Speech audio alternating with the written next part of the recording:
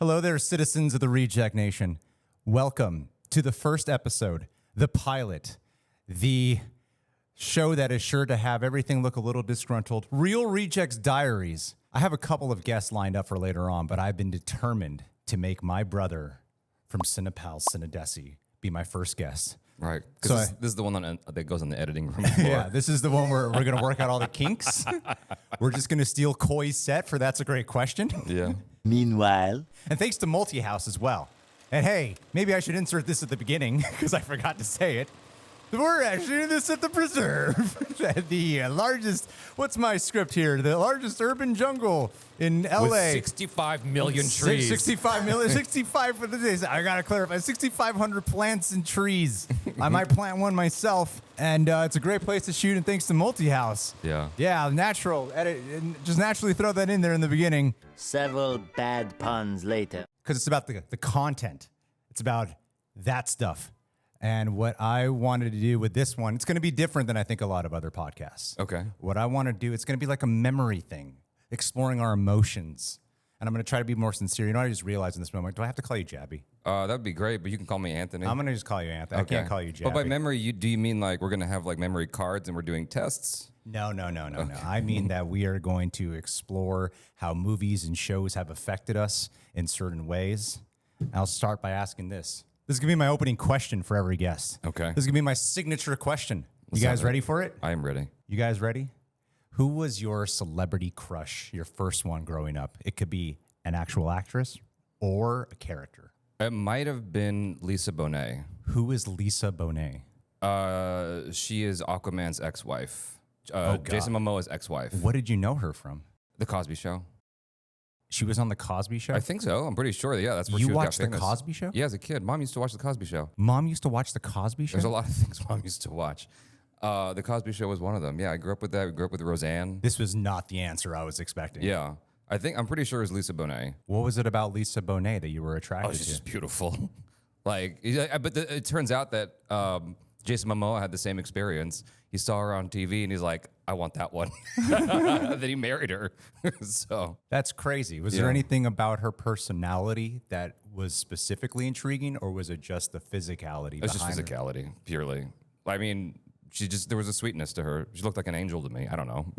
So, because when you ask that question, that's the first person that comes to my mind. I'm trying to think of anyone else that I might have watched when I was a kid, and I can't think of anyone off the top of my head. I remember you used to have Or there's Kim Basinger or whatever. Kim Basinger? Kim Basinger. When you watch Batman, I think everyone had a crush on her too. fascinating. So, yeah. I thought you were gonna say Sung Hai Lee.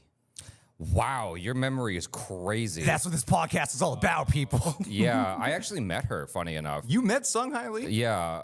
I don't even know what she was famous for. I just remember you had photos of her in the bedroom. I think her name is actually pronounced Sung Hee Lee. She's a Korean nude model. So Can't show those photos. no, well, you can show her non-nude photos, but What's the point? Yeah, sure. But yeah, I met her. She was actually really nice. She was super cool. Everyone who I've met in industries like that have always been cool. Really? Yeah, they're always the nicest people on the planet. And I don't know why that is. Like, people who work in adult films, always the nicest people. They're nicer than people who work in Hollywood.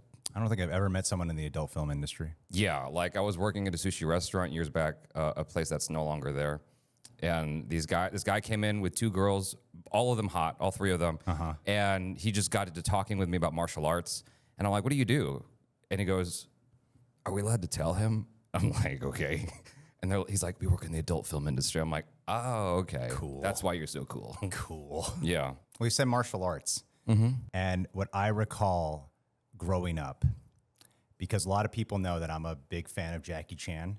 What a lot of people don't know, and I often say sometimes like, oh yeah, I grew up watching Asian cinema. What a lot of people don't know is that really I was just shadowing you. You're a couple years older than me.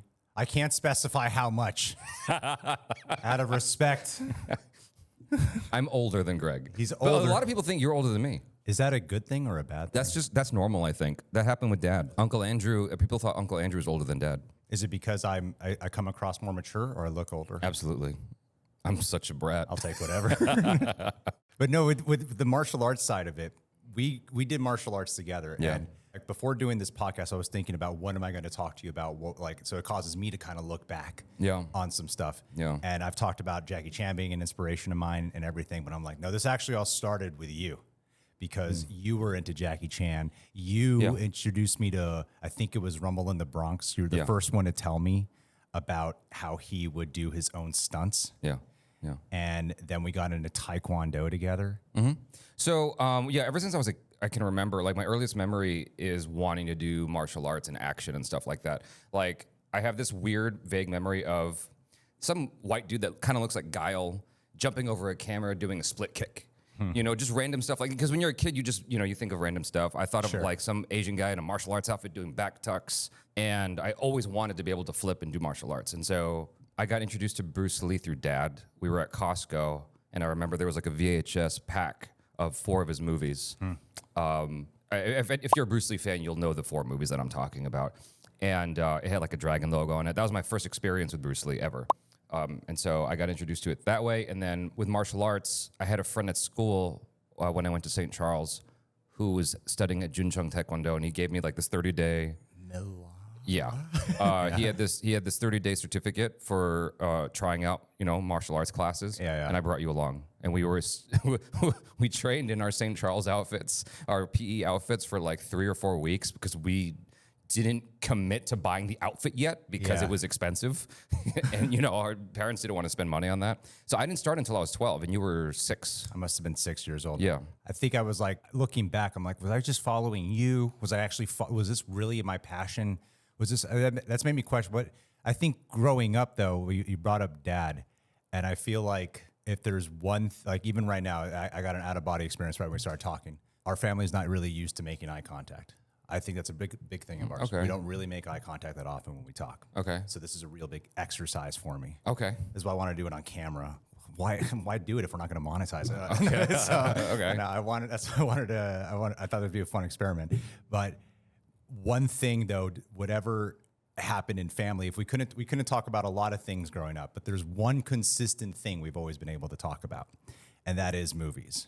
I think that's the main thing we've always been able to, even to this day, when we can't talk about something serious, we can't talk about something personal, we just find our way into reviewing movies. And I find that to kind of be a unique thing about our family, because even Mom will talk about it. Megan, our younger sister, will talk about it. We always talk about it with Dad. He was like Mary Black. Mary Black, my bad. Yeah. But there's kind of like a celebrity obsession, I think, in our family growing up. Yeah, Mom was obsessed with Mel Gibson, and then you adopted that. I just kind of followed everyone. Yeah, she was absolutely obsessed with Mel Gibson. But to answer your question, I think that it's a mixture of both. Because there are things that I did and you didn't necessarily do, and so you adopted whatever appealed to you. You know, sure, there's a shadow element to it, but you followed your heart mainly in that. Oh, that looks cool to me. I'm going to do that too. Yeah. Have you seen any movies about brothers that have ever reminded you of us or have made you wish we were more like that? The only thing that reminded me of you was probably Onward, and I watched that with you. I don't remember that movie. I don't remember thinking about it. It's just 2 brothers on an adventure. Which we've never done. That's true. That's true. No, I think, I'm sorry, ask the question again. Have I seen a movie that reminded me of us? Yeah.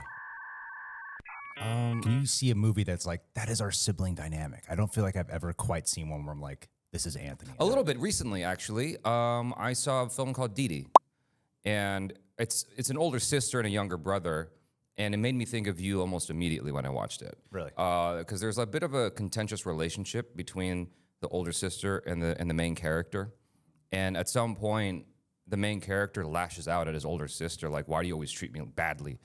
And she does a 180, realizing the error of her ways. And it's very heartfelt. I love that movie. You should see it if you haven't seen it. That reminded me of you. Have you seen Iron Claw? I haven't. That was actually one, now that I think about it, because that's all about brotherhood and with a hard relationship with her dad, needless to say. It's like the very light version of putting it like that. And while our circumstances are not, there's actually a lot of correlations I think I can draw between that and us, because they were all like pivoted towards the same career path. They were all, that's what they found their commonality within the career path that they pursued, contentious relationship with their dad. And I think that is probably like the closest one I could find between like the brotherly thing that I can think about. That or whatever I've heard about this movie called Warrior. I haven't seen I Warrior. haven't seen Warrior either. I think they. Oh fight. no, I did see it. I did see Warrior. But it didn't make me think of us. What about the Cain and Abel story? We came pretty close. No, but it's going through all this. Like, there's a movie called, it's not Peanut Butter Falcon. It's the other one he did at the same time. Honey Boy. Honey Boy. Haven't seen it. I can never watch that again. It doesn't make me think of siblings, but it makes me think of dad. In like some of the weird shit that we went through as kids. Like, I cried horribly on that movie. Because it was too close to home. I told it, I'm like, I can never see this movie ever again. It's too real. But yeah, I recommend watching it and bringing tissues. Yeah, sounds like a great experience. Hey, it's cathartic. You need that sometimes. Need you to know, relive that a little bit. yeah, you got to have the dark movies sometimes to like. It's sort of therapeutic in a way. There's going to be an absolute catharsis, I Yeah. think, to that experience. Yeah. Anyway, next question, Greg. Next question coming up here. When we were growing up, there was something that there was like thinking about some random experiences we had with movies. I remember I was thinking about Spider-Man. Okay. Do you remember the experience of us watching Spider-Man? I have memories of Spider-Man, but not the experience of you and me watching Spider-Man. Okay, because that is a really major standout to me. Okay. I was in St. Charles. Okay. You had booked tickets to a screening. I think it was like a 12 or 2 p.m. showing. I Opening did? night. Yeah, this is before reserve seating. But there's a time where they, like nowadays they're like, movie releases on Friday, but they start showing screenings at like 3 p.m. the day before. Okay. This was like Friday, the day it came out. Okay. You went to school and you just surprisingly pulled me out of school, no heads up. Oh. You pulled me out of school and you brought me to the theaters to watch Spider-Man. Oh. And it was undoubtedly one of the most magical experiences I've ever had because it was not too long before that where I had just read my first Spider-Man comic. Oh. And to be able to watch, this is the first experience I ever had with a movie of watching something you read be brought to life. Like I'm watching this unfold. I'm like, oh, he's going to go into the wrestling. Oh, this is when Uncle Ben's about to die. Like watching all this happen on screen. Yeah. And then to be with a theater that was all like cheering the whole time and like watching the web slinging. I remember being young and everyone was constantly like, I don't feel like that's the one thing I think with the Tom Holland ones.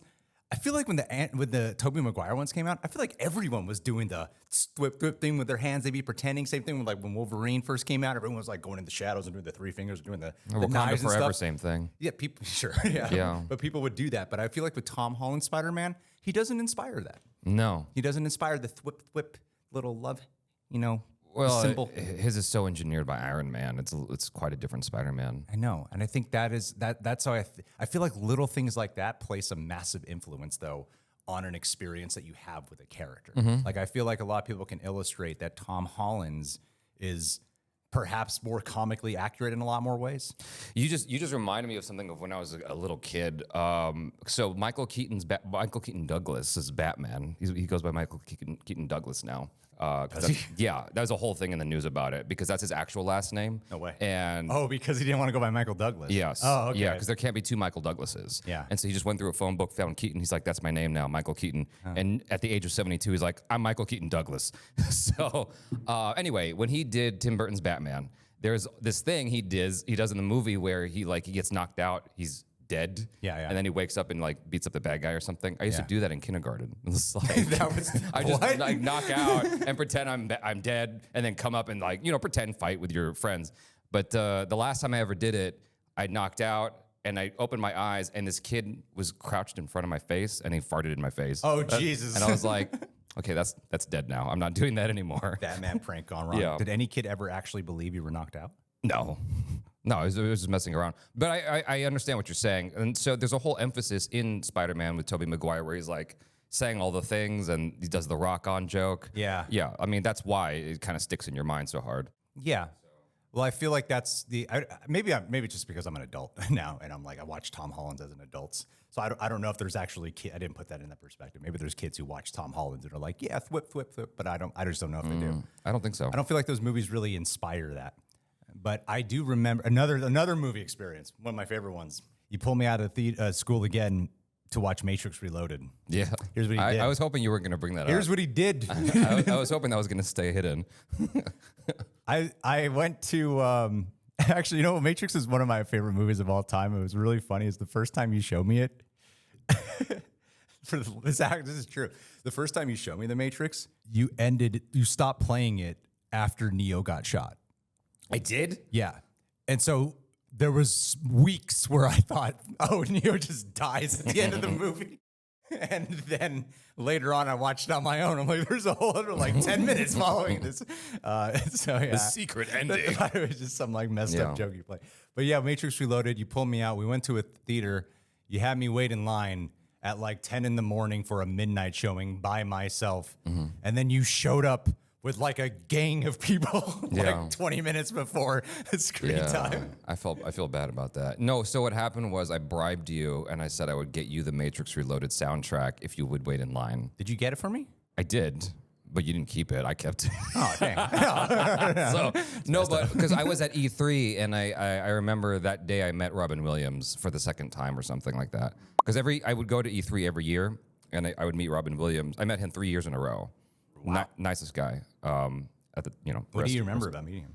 Well, okay, so the first time I met him, I was watching this show near the exit or entrance, as it were, of the LA Convention Center. It's this big theater thing, and it was Star Wars: The Old Republic or something. It was just a trailer, and he was walking by, and I was like, "Holy crap, that's Robin Williams!" And I realized I had a film camera around my neck, the one that Dad used to use all the time when we were kids. So before I realized that, I said, "Robin, you rule," which is something I don't do. And he goes, "Thank you." And he threw me the peace sign. And I realized I had the film camera and I ran after him. And I said, "Can I please get a photo with you?" Which is something I don't do today. And he goes, "Okay, but you got to make it quick." And I hand the camera to his bodyguard who did not want to take a photo of us. And he put his arm around me. We took a photo and he was out. And I found out later that day that leading up to that moment, he was actually trying so hard to get out of there because he was swamped by so many people. He was surrounded and he could barely move an inch at a time because so many fans had been on top of him. And so when he finally got out, he was trying to bolt out and he stopped to take a photo with me. Oh, that's really kind. Yeah. So that's how big of a heart he had for his fans, Was he like that the next 2 times you met him? Yeah. Yeah, he was always in a rush. Well, no, he was always just trying to get out of there. No, he was always sweet. Actually, the last time I met him, we were chill walking out of E3 together because we basically were there until they closed down, and so we were just walking out and having a conversation. What would you say is the best celebrity? Is that your best celebrity? Him and Keanu Reeves was one. That's right. Yeah, you and Dad met him at the same time, right? It's hard to explain how we got into that. So through Megan or Mary Black's Godfather, we got to a screening where Keanu Reeves' girlfriend was starring in a film. So Keanu Reeves showed up. You've heard this a million times, right? I don't know the story. So we got into the screening through Damian Chapa, who's Mary Black's Godfather. Also known as Ken from Street Fighter. Also known as Ken, and he's also in Under Siege. Yes. And so what happened was after the movie, which was boring, by the way. It was so boring as a kid because it's a grown-up movie, and so you can't process that as a child. Dad took me to watch Glenn Ross as a kid, and I was horribly bored. Oh, really? As a grown-up, I'm like, this is amazing, but as a kid, you're like, geez, when can I go home? Yeah. Anyway, Keanu is just standing right next to us, and so I tug on Dad's jacket, and I'm like, look, and Dad sees him, and then Dad goes, "Hey, would it be all right if we took a photo together?" And Keanu Reeves goes, "Sure." And so Keanu Reeves puts his arm around me, and there's all these people walking by, and Keanu Reeves goes, "It'd be better if we took a photo over there in the corner." Wow, that's unheard of. Yeah, and so he takes us over to the corner, we took a photo, and then Dad goes, "Is it okay if I take a photo with you?" And Keanu Reeves goes, "Sure." Takes a photo with Dad, and then afterwards, Dad chats with him a bit, and he goes, "Well, you guys have a great night." And then he walked off. It was amazing. And then that night, we went to dinner, and we just so happened to be 4 booths down from Keanu Reeves, who's hanging out with the director, and I was just watching him all night while he was having a fun conversation. I think it was right before he did The Matrix. Oh, that's awesome. Yeah. Koay introduced me to, there was an event and Koay brought me to it where he was doing a signing for his comic book, Berserker. And I was in line to talk to him, and the whole time I had nerves. It's just a couple weeks after the 3rd time I saw John Wick 4 in the theaters. So I was I'm nervous to meet him, And he is such a fascinating celebrity presence to me because he's got that presence. It's that weird surreal thing where you're used to seeing someone on a TV or a movie theater, and I don't know, how do you explain that feeling when you see a celebrity that you're so used to watching, and there's something odd about watching them in person emotion. Oh, because you feel like you know them. There's sort of this parasocial aspect of the whole thing because you've seen them so many times in your brain. Because our brains aren't equipped to deal with television or screens. Yeah. So we just associate that as, oh, we know that person. It's like they're out of the box. It's strange. Yeah. But when I finally went up to talk to him, he has this amazing quality to just feel like a total human being and not make like, it doesn't feel like you're talking to a celebrity. He asks you questions. It doesn't feel like he's forcing. It's like he's thoroughly like engaged. The way he like engage, he'll put his hands on his like, I see the way he interacts with everyone. Puts his hands up here. He's really focused and paying attention. Yeah. And he was like, oh, this is exactly what everyone has ever said about him online. Yeah. And it is very true with him in person. Yeah. And so, yeah, I think he's probably the coolest celebrity who's ever existed. I met David Hayter, who voiced Solid nice. Snake. He also wrote X-Men. Did I ever tell you about this? No. Or maybe you did. I used to smoke a lot of pot. So, Okay. So there was a little showing in North Hollywood near the 24-Hour Fitness over there. And it was to watch X-Men, the first X-Men movie. A group of us watching X-Men, hanging out with David Hayter. Yeah. Super chill. And it was like, I can't believe I'm in the room with Solid Snake right now. This is crazy. And he's right over there. And so anyway, we're watching the movie. And I was waiting for the line when Storm goes, do you know what happens to a toe when it gets struck by lightning? The same thing that happens to everything else when it gets struck by lightning. And I could see a little whisper over there, and David Hayter goes, I didn't write that line. Because it went through several drafts, including like with Joss Whedon and whatever. That's a carryover from Joss Whedon. Afterwards, there was like just like a one-on-one. The nicest guy in the world. In the middle of us talking, I forgot what I was saying to him. He goes, I'm just gonna grab a beer from the fridge. Keep talking, I'm listening to you. And he walks over, he's like, and he's just a beer. And he comes over, and it's like the most chill conversation ever. He was super, super nice. And afterwards, I was like, yo, can we take a photo where you're like excited to meet me? He goes, yeah, that sounds amazing. And we've had a little back and forth on Twitter as well. Oh, that's cool. Yeah, so he's really, really nice. If I ever could work with anyone, it would be Keanu Reeves for sure and David Hayter. Like those two, just because of like, I remember the people who were nice to me. There was a memory. I got two memory flashes when you were talking about this. First one was us playing Metal Gear Solid. And by us playing Metal Gear Solid, I mean I'm in the bedroom watching you play Metal Gear Solid. Okay. So he used to play Metal Gear Solid on the PlayStation, like the shitty graphics ones when Metal Gear Solid became like a phenomenon. It was amazing back then, though. It was amazing. It looked like the most like cinematic thing ever created. Yeah, it was the first of its kind. And this is so funny. Metal Gear Solid games are known to be notoriously very long. They're extremely long games. Dialogue heavy, yeah. And we did not have a memory card. That's right. That's right. I think you know where I'm going with this. Hours and hours and hours. I'm just on the floor watching him play. He gets to the final boss, literally fighting the Metal Gear. Yeah. Yeah. And the PlayStation just dies, and he has to start. I remember us both freaking out, like, no! Yeah. It was such a unity moment for us. Even though I didn't do any of the work, I just watched you play. But it was that experience of like, I'm also on the edge of my. I was so used to watching you play that when I didn't play Metal Gear Solid 1. I played Metal Gear Solid 2 on my own for the first time. Oh, okay. I was like so scared to play Metal Gear Solid because I was so tense watching you play it. And I was like, I don't want to pick this up because of that. Yeah. That's a traumatic memory right there. 2 endings of Metal Gear Solid, by the way, in case you guys didn't know that. Funny enough, there's these clips of Metal Gear Solid 2 that have been circling the internet for a while, saying Hideo Kojima predicted 2024, like back then, because it talks about all this stuff of where the internet's going, and it's like all of it has come true. It's pretty wild. The other thing, X-Men. As much as we might drop little things about, oh yeah, complicated relationships with Dad. There's some funny moments I remember with Dad so much, and one of them was watching X-Men. Because the first time I watched it, I went to the theaters with Mom to watch it. Okay. Again, dazzling experience. Had no idea who Hugh Jackman was. I mean, no one did. It was an amazing experience. Yeah. And then I was like, I got to show Dad this movie. Yeah. And the bar scene, I was right next to Dad. And I feel like if there's anyone we got reactions from, it's Dad. Yeah. Yeah. A couple of fun stories about reacting from Dad. The claw when he's in the bar, and then he whips out the claws, and it does the close up on the middle claw, and all I see is Dad in the theater go. Oh, really? He like full on like gasped at the side. Really? Yeah, but sometimes you do embarrass. I took him to see Spider-Man. And when we saw Spider-Man, it was jam-packed theater opening day. Yeah. When I took Dad to see Spider-Man, been out for weeks, so we were in a tiny theater with like 4 rows in it, small amount of people. Tobey Maguire lets the burglar go, and he's like, "Why'd you let that guy go?" And he's like, "I missed the part where that's my problem." Dad just starts going. Everyone, like this like small group of people just turn to see like what he's doing. Yeah. He was a very expressionate movie watcher for sure. Well, yeah, the one thing I got from Dad was I could be the only person in the theater laughing. Dad would definitely be the only person in the theater laughing sometimes. They'll find humor in everything, which is great. But one of the memories that I have that I wasn't there for, but you told me about, was The Ring. Where that was one of my favorites. Yeah, because like because you watched it with him. Yeah. And Dad used to just like lounge at home in his underwear.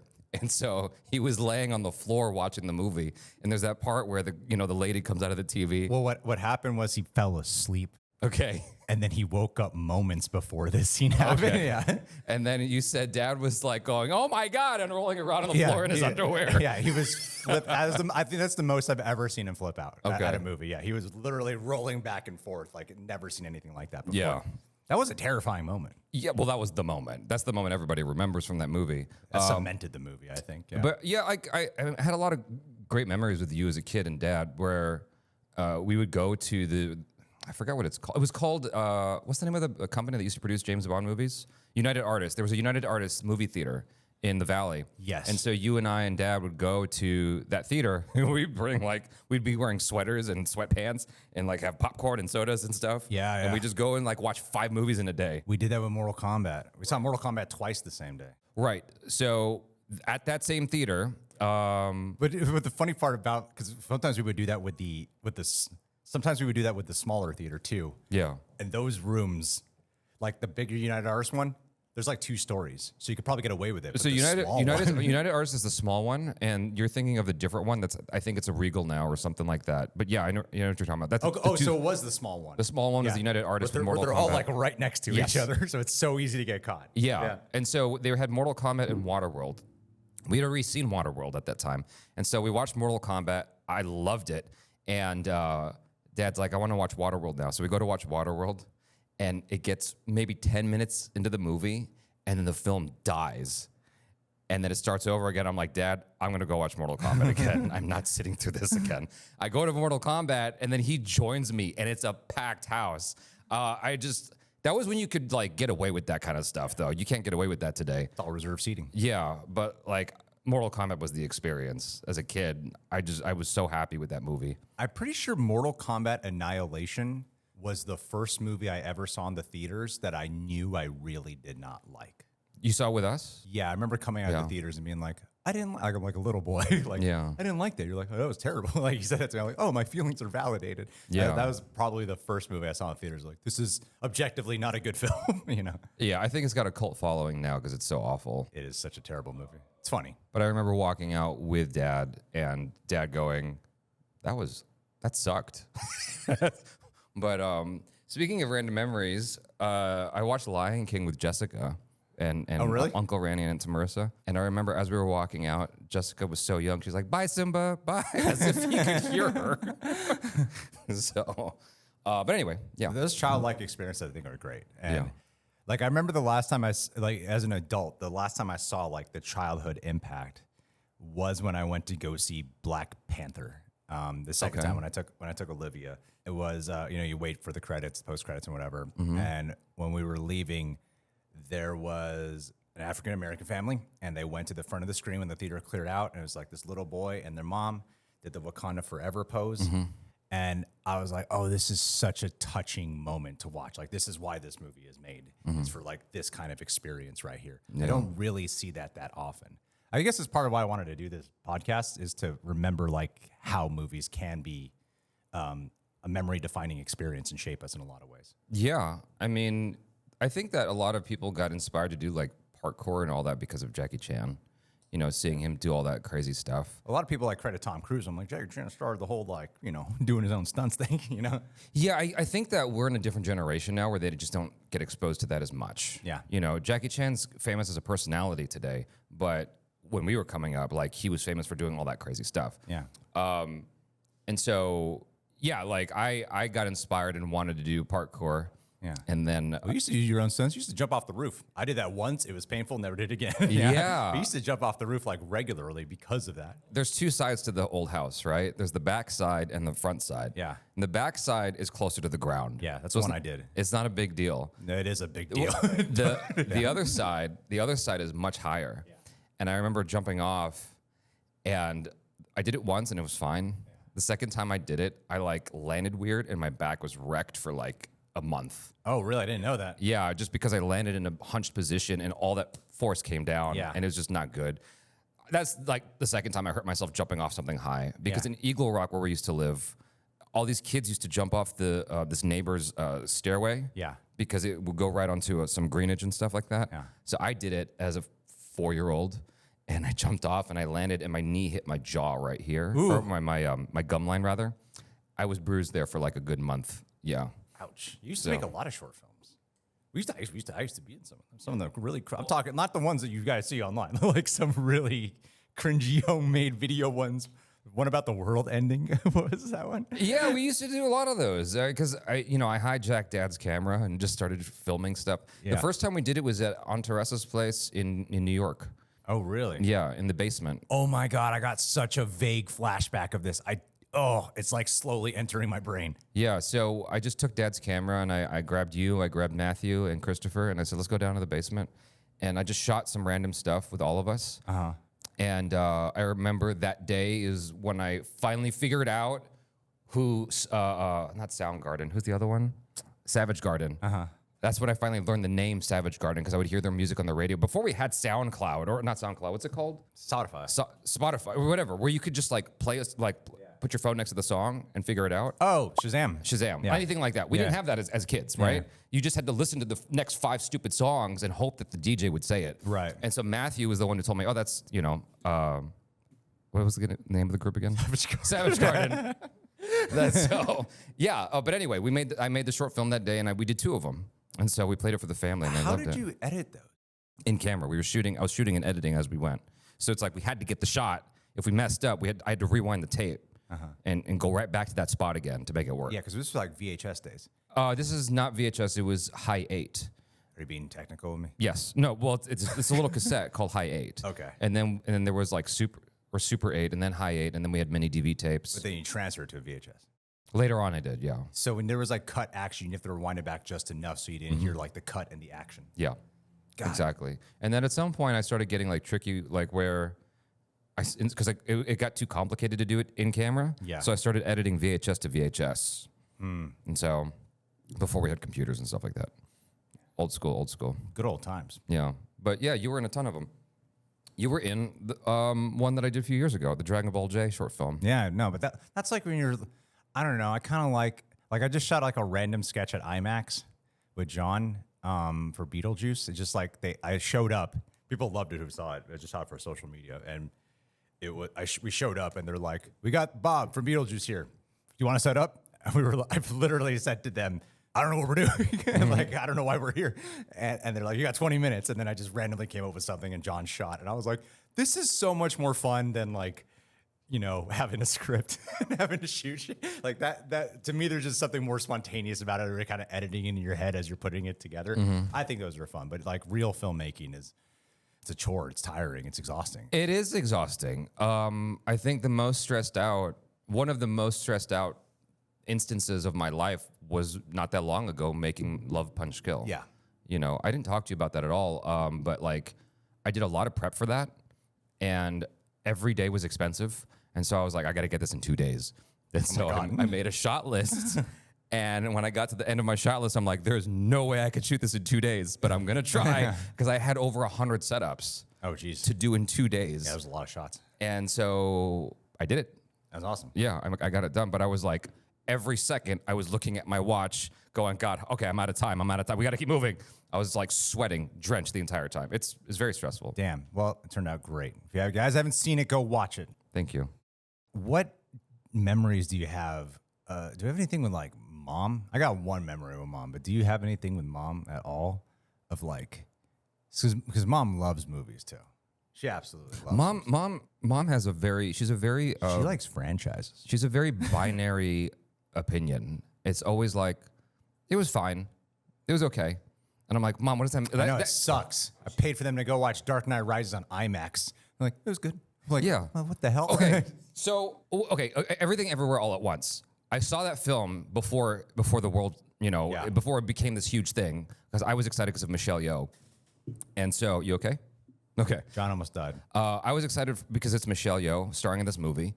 And for those of you that have no idea, my internet name, Jaby, is formed from Jackie Chan, my name, Anthony Alba, Bruce Lee, and Michelle Yeoh. And so that's how much she means to me. Yeah. So I go watch it, and I'm like, oh my God, Mom has to watch this. And so I tell Mary Black, I'm like, take Mom to watch this movie. She's got to see it. So they go watch it, and Mom's like, it was fine. I'm like, Mom, this is about you. What do you like? What do you mean it's fine? Definitely reminded me of Mom the whole time. Yeah. It made me feel better. I think that's when movies can be really good. When you're like, oh, we're not, this is fine. Yeah. I mean, it's not like everything is healthy or something, but it's not as, like, the fact that there's like a relatability to it. Yeah. Like I watched this horror movie called Long Legs, and there's like a straight up character who's a hoarder in it. And I rarely see hoarder characters like accurately portrayed. And it was surprisingly like, yeah, this is what it's really like when you're in a hoard or something. And there's something kind of weirdly reassuring. I can't say this for like everything that's bad in life, obviously. Like there are certain instances that happen in films that if people are like, I can't watch it, I get triggered. I understand. But I feel like sometimes though there can be a relatability when you're being like, Well, you're honest identifying with it. Yeah, I think that really does help. Yeah. Is there a movie that you feel like you identify with the most with a character as? For me? Yeah. Is there a person who you're like, or what can you say is the movie that, or show even, like this is the one where I feel like I either adopted a lot of personality or who I am today is very much like this person? Well, this is going to sound bad to some people, but I think that Whiplash is the one that hit me the most. That's my favorite movie of all time. Mm-hmm. They're re-releasing it. Oh, they did? Yeah. There's something about the journey that character goes on that I kind of identified with, where it's like, this is the most important thing ever, and everything else is just in the way. And there's something about that character and his journey and just like fighting with every fiber of his being to get to the thing. And it's like, it's not pretty. It's very ugly. It's messy and it's stressful. And I'm like, that's reality, because like movies paint it as like this cool, sexy, exotic adventure of going the distance of the hero's journey, and it's like, no, it's ugly and difficult, but you do it anyway because that's what your soul is telling you to do. Yeah. And that's why that movie resonated with me so much. I guess like kind of it's not in the same way, but like The Wrestler, right? Where I'm going to spoil the movie if you haven't seen it, but like he dies doing the only thing he knows how to do. Yeah. And I feel like you and I are kind of the same way. It's like we are like really good in our lane. There's a lot of regular people things we don't do very well at, but we excel in this like very narrow, passionate, driven, creative and ambitious sort of thing. Yeah. I'm terribly articulating this, but you know what I mean. And so, yeah, like Mickey Rourke's character in Whiplash in The Wrestler is kind of the same way. It's like he only knows this. That's all he can do. But yeah, Whiplash. That's the answer to the question. Probably. So Whiplash was the character that you feel like when you watch this movie, that's the one where you identify with someone the most. I think so. Yeah. There's a great moment in the movie where he finally has his shit together and he calls up the ex-girlfriend and he's like, "Hey, I've got a show." And she's like, "Yeah, cool. I just need to check with my boyfriend." And he's like, I don't remember that. and I'm like, whoa, that was so great because that's so real, I most identify with J.K. Simmons in that movie. That's how I treat John. Well, I see J.K. Simmons as a metaphor for life. It's like, I think that's part of why I love the movie so much is because J.K. Simmons is what life will do to you. And you have to, almost like the Rocky thing, it's like, it's not how hard you can hit, it's how much you can get hit and keep on going. That, to me, is what's going on in that dynamic. Yeah. Until he conquers that whole scene. Would you say that's your favorite quote of a movie? It's a lovely quote. I do like it a lot. I definitely identify with it. Is there other quotes? I do so much personal development that I have quotes there, but now that I've just spit out this question, I'm like, I never thought about that myself. Is there like a quote in a movie that stuck with me so much that it kind of like helped shape me in some way? Do you have anything like that? Oh, goodness gracious. I'd have to think about that for a while. Nothing immediately comes to mind other than like the classic Star Wars Yoda thing of like do or do not. Yeah. You know, there's like no half measures, Walter. Yeah. that stuck with me. You know, I say that all the time because in my own life, I think that a lot of people, especially in Los Angeles, they're like, that half-heartedly are like, I want to try YouTube. It's like, look, you got to love this. Yeah. You have to, whatever it is, creatively or artistically, you have to love it. There's no half measures. Otherwise, you're just wasting time. Actually, for some reason, when you finished that sentence, I was like, there is something that did pop up to me where I do find myself often linking my brain back to it. Okay. And it's the Batman Begins quote. Okay. It's not who you are underneath, it's what you do that defines you. Because I think that a lot of people, for me personally, rather than talk about generality, for me, that's all about like taking action. And then you got to be a man of your word. And then you got to live by your principles. You got to live by what you actually believe. And so I think there's a lot to deconstruct from that one quote where I feel like that has been a really solid foundation for me. Like when it comes to motivation in life, what a lot of people don't realize is a lot of people wait for the feeling to come, then they take action versus a lot of times if you just take action, the motivation will follow. Yeah. You know, like a very easy thing to liken it to is going to the gym. Usually I don't want to go to the gym. Yeah. Right now I'm on a calorie deficit and I didn't want to do it. But once I started doing it, a couple days in, I'm more motivated to keep going. And it's the same thing I think with like career paths or becoming Batman. You know, you just got to start fighting crime. Yeah. I watched, of all movies recently, I watched Medea. The specific one I'm thinking of is called Medea's Family Reunion. And you'd be surprised how much heart that movie has if you've never seen a Medea movie. But I got into them recently. And in there, Tyler Perry's character says, it's not about where you come from, it's about where you're going. And I was like, oh, that's really cool. I got to keep that one. Yeah, that's a pretty great cool. one. Yeah, because I think that we came up from, you know, a rather difficult upbringing, I would say. But I think that we've managed to like make diamonds out of pressure. You know, it's I don't know. I'm pretty happy with knowing where we've come from and where we've gone to. You know, I think it's pretty cool. What's the Lord of the Rings quote? Because sometimes that pops in my brain, and of course I can't call it now. The one that Gandalf says. John, do you know it? The one where he's like, so do Jamie, all. what's the quote? Look So do all. Yeah, Jamie. Do we have any bison? Do you know the quote of like when he's talking to Frodo, he's like, so do all who live to see such times, but it's not. It's the same thing about it might not be your fault. I know, but that's the thing about a good quote. Sometimes I might not remember it word for word, but the gist of the quote means that fault and responsibility are not the same. That even though it's not your fault of what's happening right now, it is your responsibility to go through with it. One of my favorite quotes is from Kenneth Branagh from Dead Again when he says, did that guy look like he knew karate?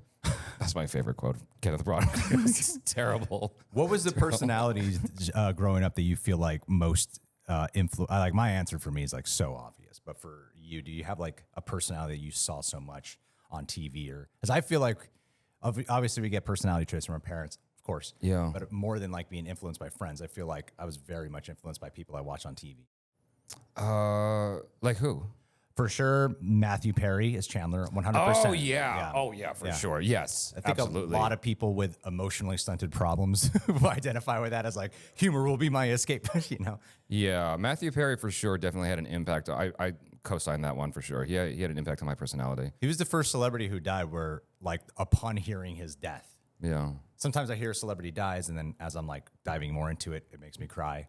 That was the first one where I heard a death where I felt like I lost someone I knew when I really never even saw him in person because of that's how much of a impact and how much I just wanted to be him, you know, watching that show.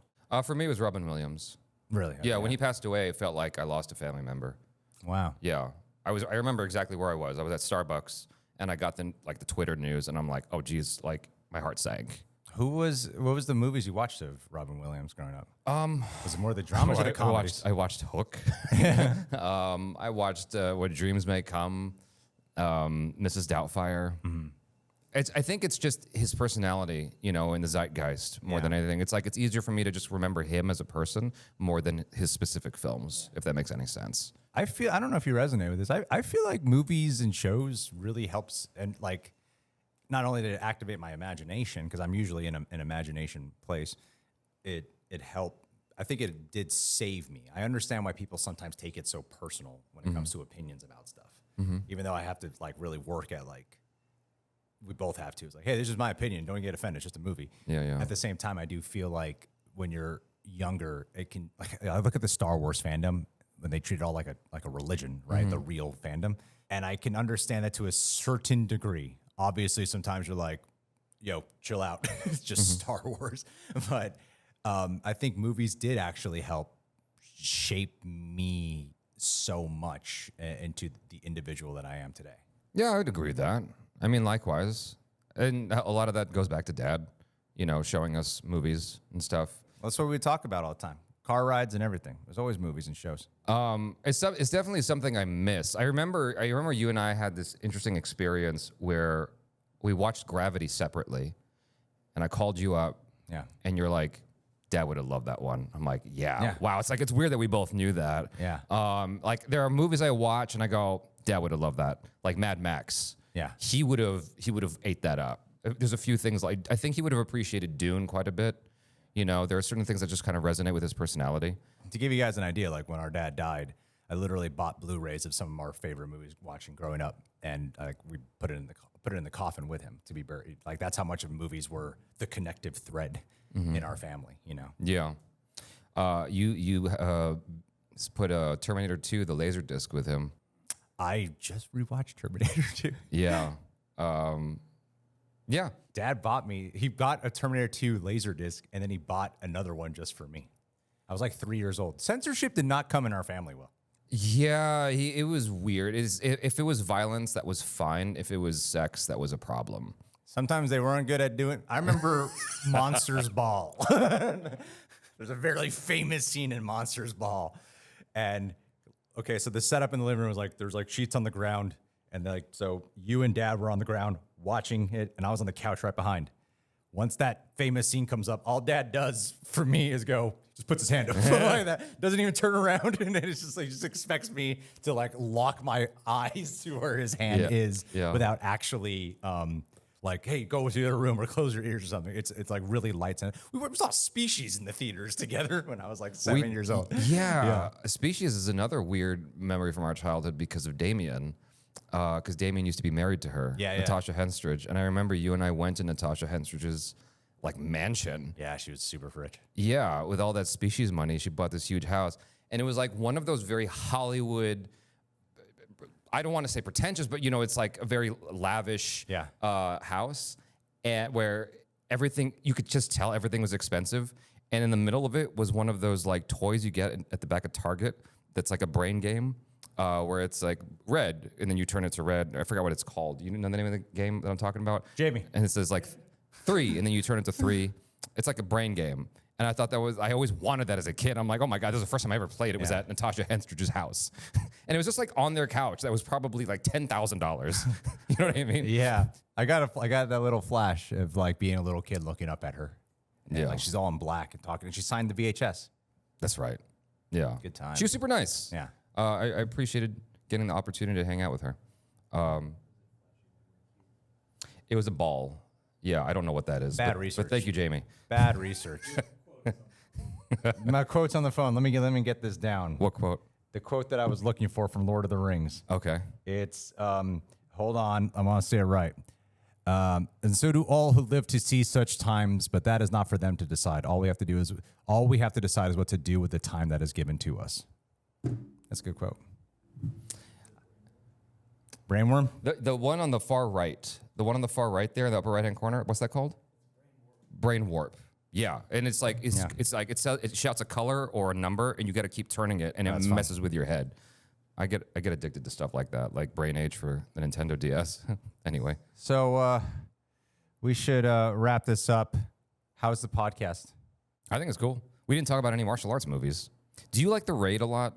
Yes, I do. I remember you did a review for The Raid and The Raid 2, and you got this huge Indonesian fan base. Yeah. when you did your review, and it blew up. I think that was one of your first reviews that blew up on YouTube. That's what blew up. Yeah. And I was like, but I only want to watch these Indian movies. I'm not in the like you followed the trajectory where something was working, and then you found an interest and passion for like the Indian side of cinema. Right, exactly. The right terminology. I'm always afraid to mess that up. Indian cinema is probably the best way to phrase it. Okay, there's a new term that they're trying to throw out there called pan-Indian, because there's all these different regions of India that are like different industries that have their own vibe. Yeah. And so pan-Indian is sort of like all-encompassing of all of India. Got it. And so, I mean, I feel like there's more to pursue there because Iko Uwais started doing a string of martial arts movies after that. Oh, cool. Yeah.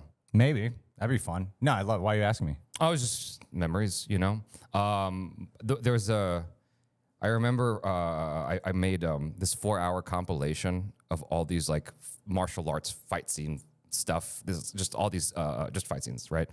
And I wanted it to be like background on my TV during my birthday party while I just play pop music. Can you do that? I did do Yeah, that. you succeeded in that. Yeah. And it backfired because then everyone just sat and watched it for 4 hours. Compelling martial arts. Yeah. But so what I would always throw in there to throw people off is one of my favorite fight scenes of all time from Eastern Promises, where he's butt naked But naked fighting. in the sauna bathroom. Right? Yeah, and everyone's like, "What the hell's happening right now?" His penis is out. That's one of my all-time favorite fight scenes because he was so vulnerable. Like people get surprised when I say what my favorite fight scenes are because it's not what you expect. Yeah. But to me, it was just like I have never seen a fight scene where someone is more vulnerable than that. Like he's completely naked. Yeah, it's a great fight. You know. You introduced me to a lot of what makes a good fight a good fight. You're the one who introduced me to the fact that there's a story in a fight. I know you didn't. I learned that from somewhere. Might have been you and Wu Ping or something like that. Or Jack. I'm not sure who you learned that from. But you introduced me to that fact that there's a story within a fight. In fact, I remember that Matrix Reloaded screening, and I didn't understand what the hell I just watched. But after that movie, I'm glad I waited 12 hours in line to watch a movie. I'm like, I don't know what happened. I don't know what that old guy said at the end. Yeah. But when Colonel Sanders. I didn't know what's going on. But you were breaking down the fight with Seraph with a guy, and you tell. I remember like having like I'm the little kid amongst all these like older adults, and you guys were talking about how each table that they hopped on had a different fight. Yes. Where it was like defense mode, first fist, and the second one being kicks, and it's Neo studying him, and then the third one, that's when Neo starts fighting back. Yeah. And I was like, oh, I never actually like drew those lines when it came to movies, and I think that was the first fight scene that I heard broken down in front of me just for your conversation that made me go, oh, there's stories to fights. Yeah. And I always thought it was like just cool choreography, like a lot of people do. And a lot of times I think it's very subtle, the story in a fight. Yeah. And I think that's why I like Furiosa more than the first Mad Max, because I think there's more emotion to the fight scenes in that than even though the first one's like probably more solid film, I think Furiosa is like better. Well, two of my favorite fight scenes of all time is Flashpoint, the ending fight scene. If you haven't seen it, it's great. Donnie Yen one? The Donnie Yen one is the guy who plays Seraph is in it. Fantastic fight scene. It's like 15 minutes long, but every moment of it is great. And then the other one that's like a classic is Drunken Master 2. Or it's called The Legend of Drunken Master in the States because they dubbed the name. That whole ending fight scene is amazing. The guy was like he was like at one point a bodyguard for him. Yes, Ken Lo. Yeah, he was at one point a bodyguard. But I think today it's interesting for me. I'm drawn more towards this sort of halfway point of less fancy and kind of realistic, but not brutal. Like kind of brutal, but not like so visceral that it's ugly. If that makes any sense. Yeah. That's what I sought to do with shameless plug. That's what I sought to do with Love Punch Kill. And that's what I saw in, of all things, Squid Game. Did you watch Squid Game? The ending, there's a fight scene in the last episode. I'm like, this is actually a really cool fight. Like, it seems like a real scuffle. Yeah. And I'm buying into it, you know? Because there's so many fight scenes you watch where it's like, it's very fancy, and it just gets so flowery and unrealistic, and so I sort of disconnect from it a little bit. Yeah. I can still appreciate like classic kung fu fight scenes and whatnot. You bought me the Jackie Chan box set recently, and I watched Fearless Hyena. Oh, cool. Yeah, because like I was just admiring these long takes that you never see. But today I'm drawn towards. Well, we got John Wick today, right? Yeah. That's super cool. That's super cool. But it's like sometimes it just goes on so long. I'm like, this is just exhausting to watch, and it doesn't. I have a disconnect. So I get excited by stuff that's sort of like halfway between this is visceral but kind of fancy, and it feels like they're trying to kill each other still. and then it's done as quickly as it can be. It is interesting thinking about the evolution of martial arts in American cinema, especially. Yeah. Because I don't really know what was there before Jackie Chan. It was kind of like half-ass shit. Like sometimes they're like a little cool. Like Surf Ninjas was all right. Like Surf Ninjas was kind of cool. But then there's like Jackie Chan. Then The Matrix came out, and that kind of just started changing everything. Ninja Turtles. Ninja Turtles, yeah, but It's goofy. Yeah. it was goofy. But I think like fight scenes weren't really like the thing. And like we had action stars back then, but they were like mainly guns and stuff. We had Van Damme who doing Universal Soldier and Bloodsport. forget about that And guy, Kickboxer. We had Seagal. Yeah, who they did a were bunch known of for stuff. like a cool move they would do. Yeah. There was a movie called Perfect Weapon. Ninja movies. There was a lot of ninja films in the 80s, American Ninja. God, I don't remember any Yeah. of this. And then David Carradine, he had the Kung Fu series. Yes, So there's Billy Jack. Dad Billy loved Jack. that. Yeah, I never finished it, but yeah, Billy Jack. Yeah, there's a whole bunch of stuff, but none of them quite made an impact like The Matrix did. When because like Jackie Chan fight scenes were special. There's like First Strike, all the films he was bringing from Hong Mm-hmm. Kong.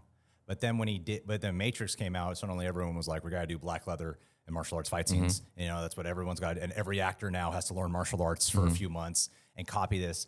And then the real change started happening when the Bourne movies came out. Yeah. And then they were like, let's go handheld, gritty, realistic. And it's like a complete swing because we started getting like more Asian influences before that. Like Crouching Tiger, Hidden Dragon and Jet Li started introducing a little bit more fantastical martial arts. Yeah. And I think like having Matrix helped that out.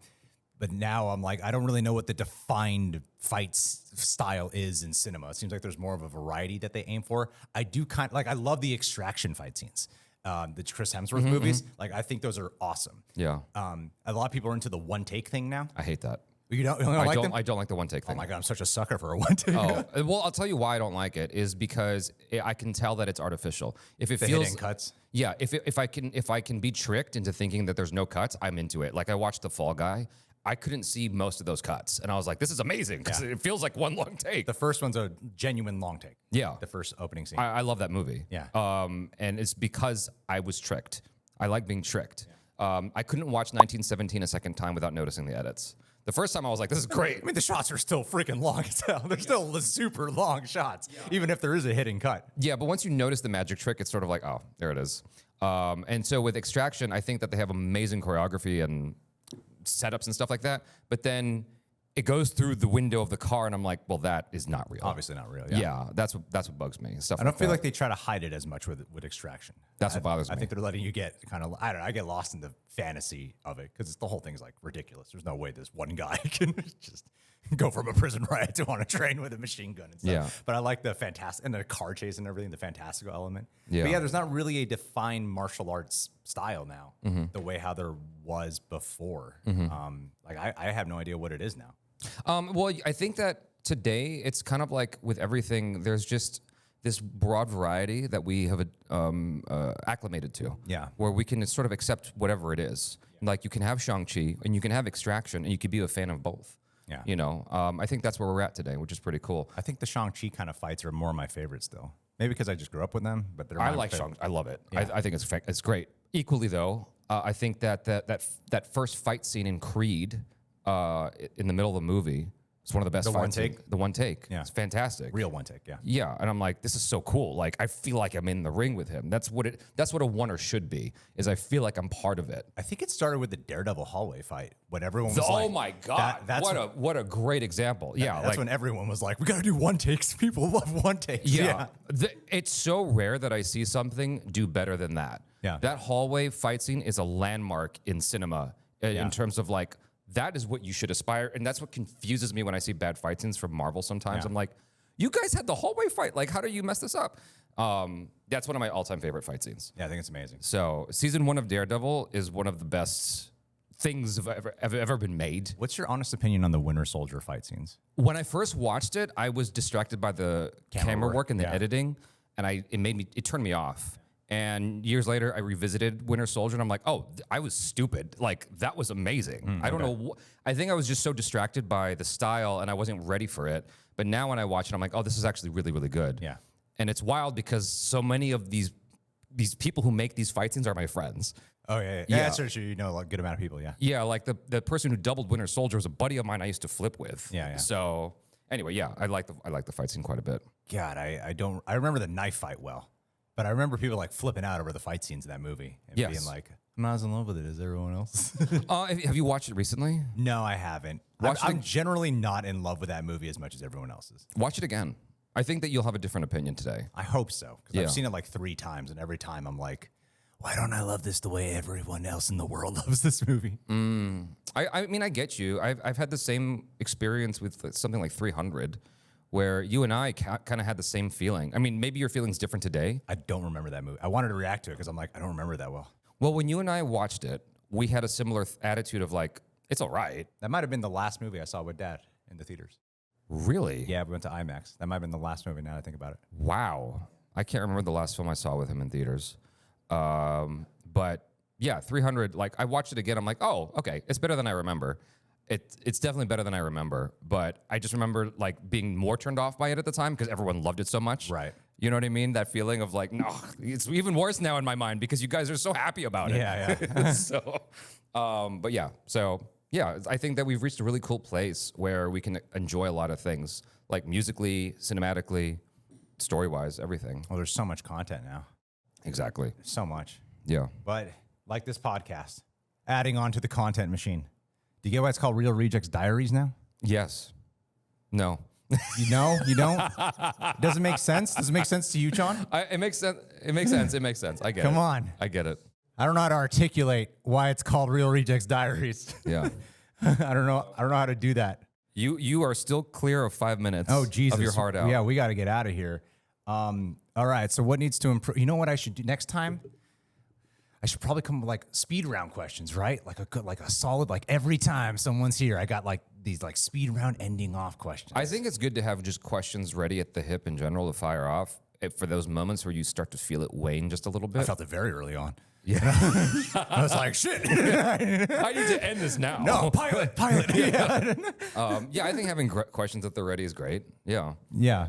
Just because like I think people really enjoy those kind of like hot ones where he always asks like, oh, from your Instagram. And it's like you kind of know the formula, but that familiarity is what makes you enjoy it. People like it because he researches and stuff. Yes. That's not my style. Research, I react to things. That's what I do. Oh, real quick, one of my favorite memories off of that is like I interviewed Destin Daniel Cretton, and one of my things is, can I get a reaction out of a celebrity? Because they get asked so many questions all day long, and it's always the same questions. And so leading up, so in my first question to him was like, so you did this movie here, and this movie here, and this movie. I just got to ask, is everything okay with Destin? He laughed. I'm like, yes, I did it. That's awesome. Yeah. Anyway. Okay, wait. This is a random thing to end on, isn't it? No, here's a more random thing. There's one story I wanted to bring up. Oh my God, I don't know why I didn't think about it. You have 3 minutes. I've told this story so many times on like live streams. A story about, there is a specific story with Mom about going to the theaters. I can't believe I didn't think about this. Okay, let's hear it. I woke up one Sunday and I went to watch, because I loved R-rated movies. Like the movies I watch all the time. Repeat were The Crow and Scream. Like I watch it every Sunday. I all the remember time. that, Yeah, I was obsessed with those two movies. And woke up one Sunday, saw an image of 28 Days Later. And I was like, oh, Mom, you want to go watch 28 Days Later? I had no idea like what the movie was. So we go to watch 28 Days Later. It is packed. Mom has to have her popcorn. I go in the theater. It's not reserved seating. So I just find some random seat, like isolated one-off seat. Mom enters the theater exactly when Cillian Murphy's penis is on screen. And all I see are her two eyes through the glasses holding 2 buckets of popcorn, standing in the front of the theater in a jam-packed house, scanning for me. And she can't find me, so she just sits like in some random row with 2 buckets of popcorn. And that's what she took her like 10-year-old son to go watch. I'm just in the theater Well, you guys didn't know. Yeah, we didn't know. We didn't know it was going to happen. But yeah, I don't know why I didn't think about that story. But yeah. But no, I wanted you to be my first guest because I felt like this would kind of drive home the point of why I wanted to do this podcast, because I think there's so many great memories associated with movie going experiences. Honestly, I feel like we could probably talk for like hours more about like I think so too, yeah. Stuff literally kept popping in my brain, and I was like, I don't know if we have time for that. I don't know if like as we were talking, I'm like, I don't know if I have time for that. I don't know if I have time for that. You know, so we could keep going forever. But thank you for being the first guest for this funky pilot. Even though it's funky, I'm honored to be your first guest for this. I'm really happy that we got to do it. I hope it gets some views. Because views are what count. Otherwise, what's the point? And John, thanks for setting up everything. And thanks to Multihouse as well. And hey, maybe I should insert this at the beginning because I forgot to say it. We're actually in this at the Preserve, the largest, what's my script here? The largest urban jungle in LA. With 65 million trees. 65 million, 65 for the days. I got to clarify, 6,500 plants and trees. I might plant one myself. And it's a great place to shoot. And thanks to Multihouse. Yeah. Yeah, natural. Edit, and just naturally throw that in there in the beginning and keep it here at the end. Full circle, baby. Tarantino this. All right. Thank you, Anthony Alba, Jaby Koay, CineDesi, Cinepals. Choose a name, for fuck's sake. Oh, my God. See you guys. Thank you. Yeah.